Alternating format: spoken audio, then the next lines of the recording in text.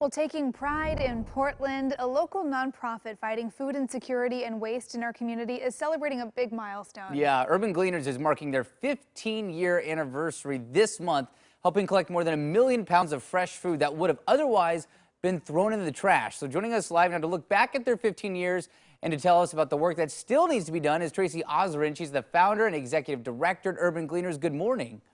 Good morning. Thank Thanks you for for having joining me. us. All right, so for those who don't know about Urban Gleaners, kind of describe what Urban Gleaners is all about and what they do. Sure. So Urban Gleaners, I started Urban Gleaners 15 years ago with my two kids, having just a very basic idea that there's a lot of food out there and a lot of people who need it, and a lot of food gets thrown away. And so if we could connect those two, we could do a good thing. And that's what ended up happening. Yeah, I mean, it seems like it's all these little actions that over the last 15 years have led to some really big changes. So tell us about some of the work that your nonprofit has been able to do if we kind of break down the numbers here. Exactly. Well, we estimate that over the past 15 years, we've collected 8.6 million pounds of food. We've fed over 65,000 people. Um, I think what's been amazing about this process is that we've really raised awareness about food waste in our community, and that awareness has led people, individuals, and businesses to donate more food. And that food has allowed us to feed more kids and families, which is our primary focus.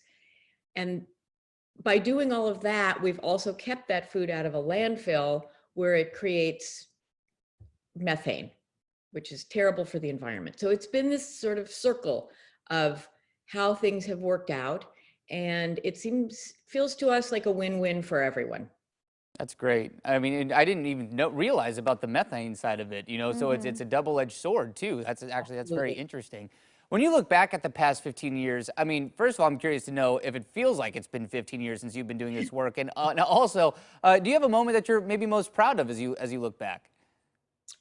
Um, it doesn't feel like 15 years. It feels sort of like the blink of an eye, as Yeah, they say. Of course. Um, but I think that as we look back and think about all the individuals whose lives we have helped, all the kids who we've gotten food to have then been able to study in school and pay attention, and all the parents that we've helped, because having a home with not enough food is extremely stressful. And I don't know if you guys have kids, but the thought of going to bed at night and not knowing how you're going to feed your children the next day is a very difficult thing. We have focused a lot on really healthy food. We have sites where people can come and pick up the food, a lot of them at schools, so that families don't have to travel far. We like them to take the kind of food that they want and the kind of food that they think their families will want, so that we're not just giving them a food box with things that no one wants to eat. So I think all of that makes me very proud and honored to have been able to do this work. yeah, as it should. It certainly has been life-changing for families in our community, that's for sure. And of course, no plans to slow down right now. So how can people support the ongoing efforts of Urban Gleaners? Well, we are back to having volunteers help. COVID obviously put a big wrench in everything, but we figured it out. But now we're sort of heading back into the way that we used to do our program. So we'd love people to volunteer. We really want to encourage people to donate food. Please think of us if you're planning an event, if you're having a wedding or any kind of event. We can take that food that's left over, talk to your caterer, or talk to whoever is cooking for you. Obviously, financial donations are always helpful.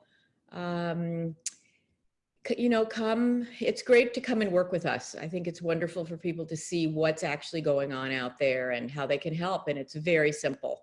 Yeah, I know I am someone who hates to see food ever go to waste. So this is I know. such a great resource for people to know about. Yeah. Yeah, and again, you can always get involved by going to the website urbangleaners.org as well. So if you're at home right now watching this and you want to be involved, help, donate, volunteer, you can go there for that. Tracy Osrin with Urban Gleaners, thank you so much for joining us this morning. Really thankful for your work over the last 15 years. Thank you so much. All right, and again, that is urbangleaners.org if you want more information there. Okay, 7:38 right now. Coming up next, the fair is back in Clackamas County. We're not talking about your typical carnival, though. No, we are not at all. And after the break, some of the creatures you could run into in this year's Scare Fair. It's scary.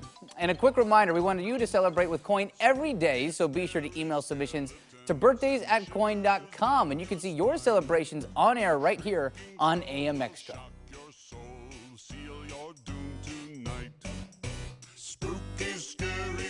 Like what you heard this morning? Check out